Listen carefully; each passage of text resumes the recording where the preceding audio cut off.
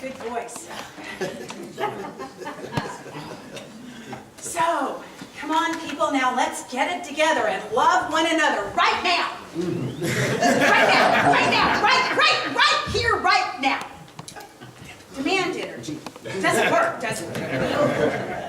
But when we feel love inside ourselves, when we feel that it's God moving through us, all that is, Yeshua Bar Joseph, which was really Jesus' name, wasn't Jesus Christ, because Jesus is related to Zeus, which is a Greek god, and Jesus and God, and that Greek god Zeus had nothing to do with each other. But that's the name we come to us with.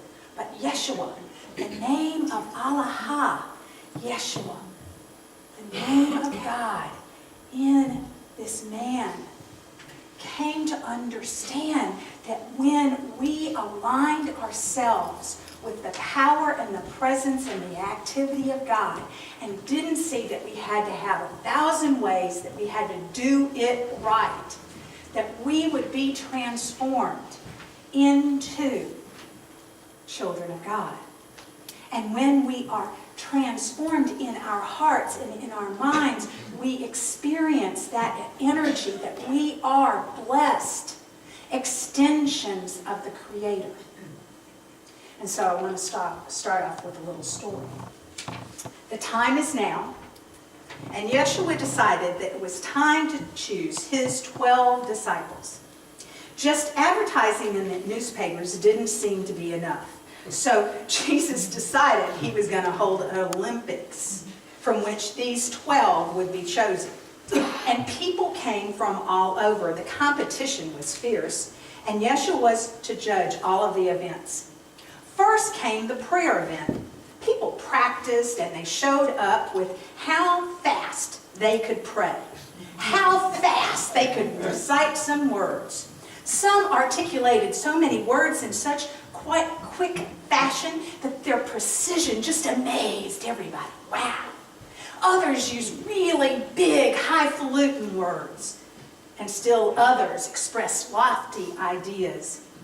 But none, at the time when it was time to call a winner, none really made it up to the Jesus Christ standard. You see, what happened is none of them had the heart in their prayers. They were just words. Second event. This one was the worship event. The contestants now had done their homework. Some wore beautiful garments. Others used lots of incense. Others emphasized good old rock and roll. Others incorporated gestures. And still others created this experience of something mysterious was going on. But again, when there was selection time came, there was no winner. No one seemed to express the heart of the Christ consciousness in their worship. It was all too showy, too spectacular to have heart in it. The third came the teaching event. This was a prepared group. Some came with elaborate posters, see them? And others came with long, well-ordered talks. Others came with their video cameras in tow, and others came with their small groups to demonstrate process. Again, there was no winner. No one had that heart of the Jesus Christ consciousness in the teaching. The methods just seemed more important than the content. And so the Olympics ended. No winners, no apostles. And after a long, exhausted ordeal, Jesus went down to the sea to cool off and relax. And there the miracle happened. He saw people out in their boats fishing. Now there were some people who put their hearts into it, and he chose them. Isn't that like what divine does? When we make it about a clanging cymbal and a noisy gong and the outside getting it just right. But when we find ourselves in the flow of life, when we find ourselves in an experience where we're just wholeheartedly experiencing life, experiencing love, there's no rules. There's nothing about this outside thing except just being in the moment, being in the flow, and allowing that to show up. The practice is the practice, and yet the practice isn't the thing. The practice is what guides us, shapes us into catching God thoughts. But God thoughts isn't just enough to say the words. It's not just, come on people, let's love one another and do it now. It's not just that. It's about how do we move from the outside experience to an inward process that fills us with the light of God, the practice of God. The kingdom of enough. Last week we talked about this kingdom of God as the kingdom of enough. The kingdom where we know that every need will be met, where everything that happens to us is for us. Everything where light and love shows up and guides us into the path of right thinking. And out of this right thinking, we find ourselves giving generously, giving wastefully, because we know that we're tapped into a source, a connection with the divine, and as we become this channel through which God shows up, a blessed expression of the divine, all things work together. So last week we talked about this in terms of the idea. We catch this idea, and then in our mind, in our hearts, we have to demonstrate it. And that is not an outward thing. It's not about doing the right thing. It's about setting our sails to catch God thought. In Aramaic, prayer is really translated into English as setting a trap for God.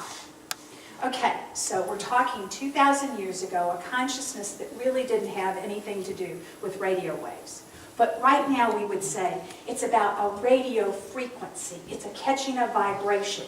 We're here to catch the divine energy in the ethers, in the invisible realms, and bring it into alignment so that we now demonstrate our vibration at that Christed consciousness, at that Christed frequency.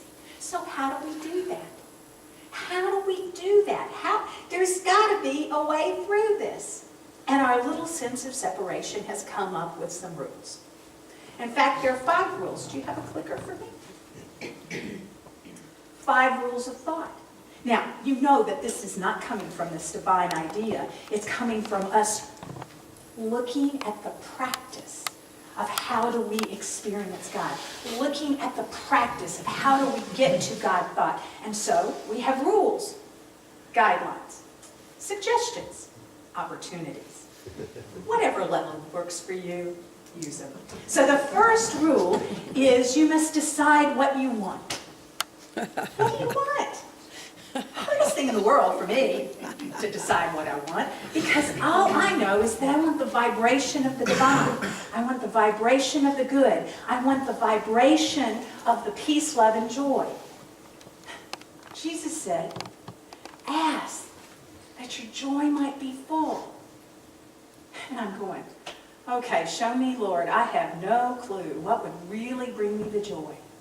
So in that transference of being willing to surrender the outward things, the outward rules, the outward focus, what I'm really doing is saying, okay, I want to catch a God thought.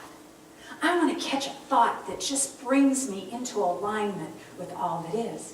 Now, this doesn't mean that using this rule you can't manifest. What is it that you want?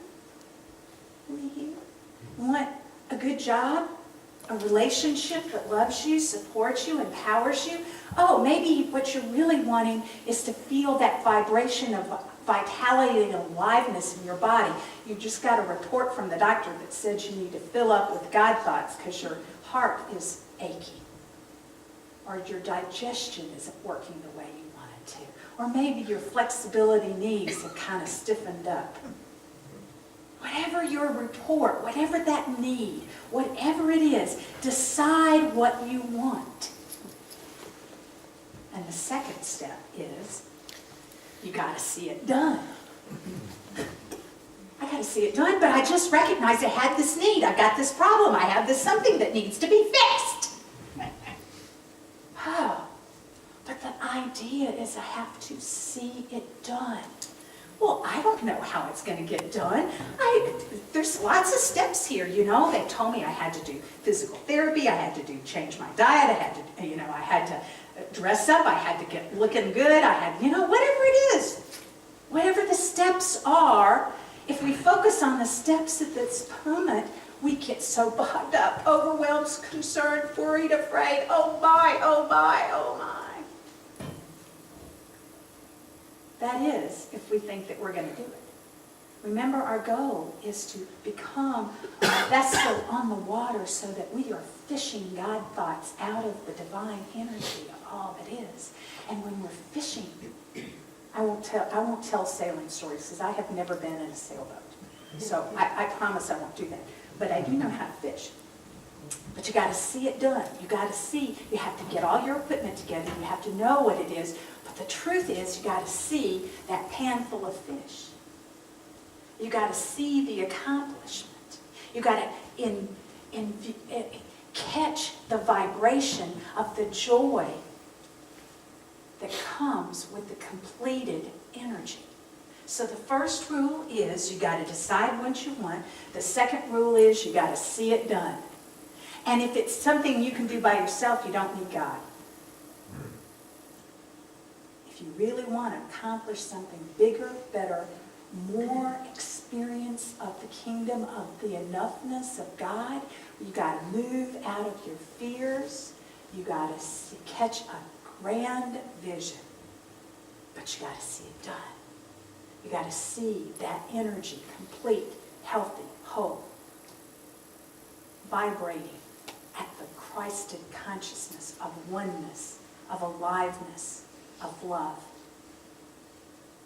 Third rule, don't vacillate.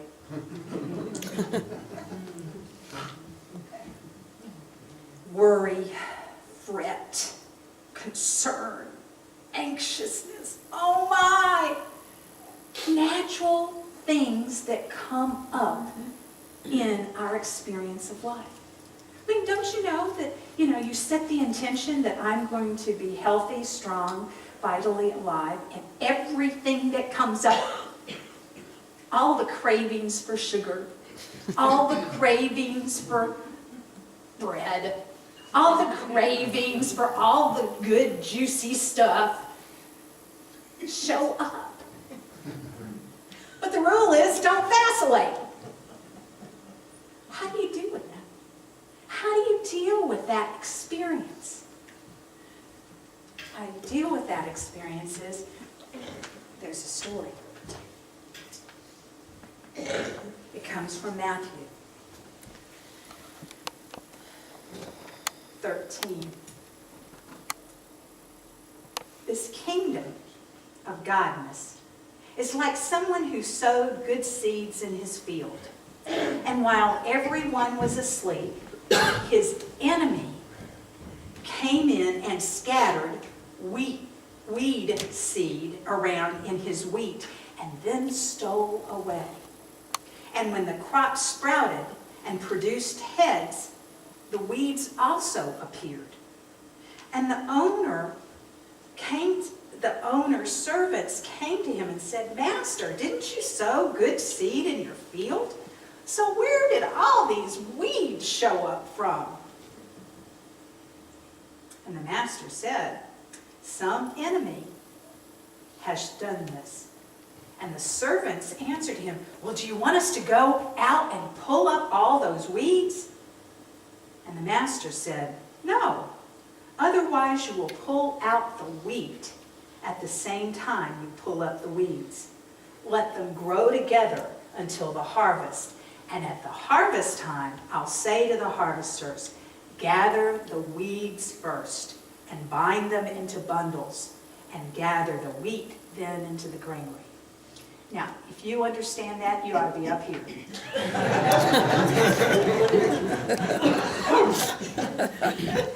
It's a metaphysical story set in a consciousness 2,000 years ago where they understood that wheat and tare looked the same. Wheat and tare, the weeds that would get into the wheat would bind themselves like little nutgrass around the root system of the wheat. And if you pulled the weeds out, you were pulling the wheat out by its roots. So you couldn't, at the beginning of the process, really figure out how to do the difference because they look in their head very much the same. And it's only when, as you go through the process of understanding that those weeds are going to come up, and you got to deal with them. But the way you deal with them is you choose to focus on what you've decided is the good. And you give that the energy. You focus on the wheat. You focus on the harvest. And you let the weeds take care of themselves. But they become the fuel.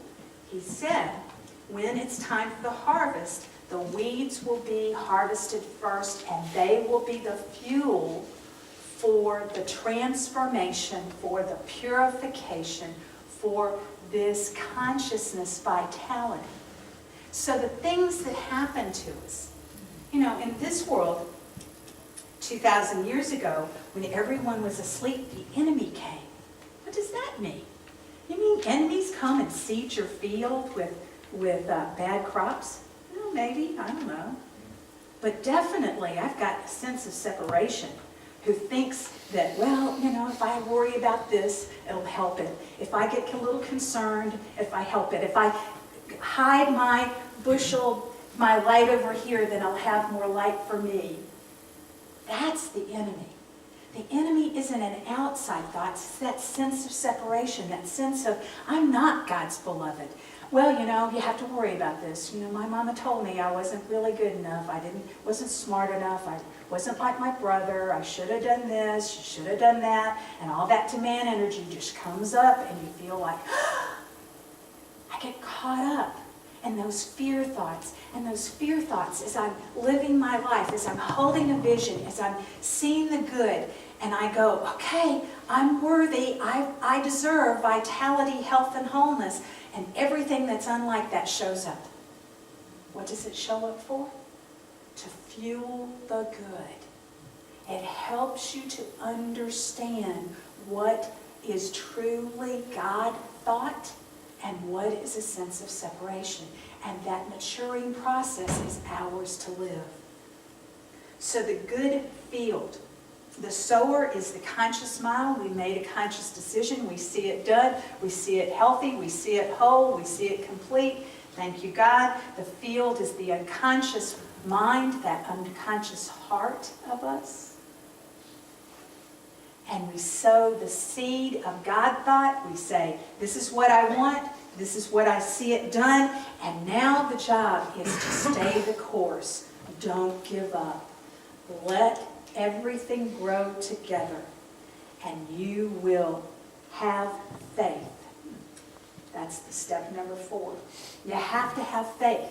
Now, Charles Fillmore understood that in our culture, we talk about we have to have faith in Jesus. We have to have faith in God. You have to have faith in this. You have to have faith in that. You can have all the faith you're ever going to have because it came built into your consciousness.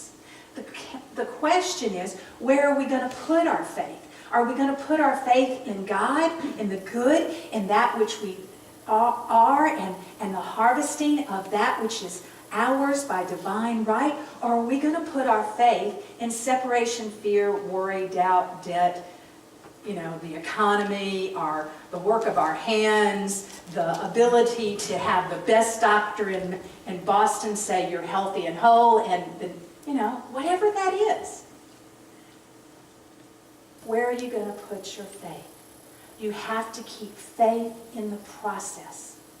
And the process isn't the outer things. It's an inwardmost experience of catching that good thought, sowing that good seed, holding into an energy of not vacillating about what you want, getting worried, scared, afraid, but allow both of them to not resist, but to withdraw the power. And then you must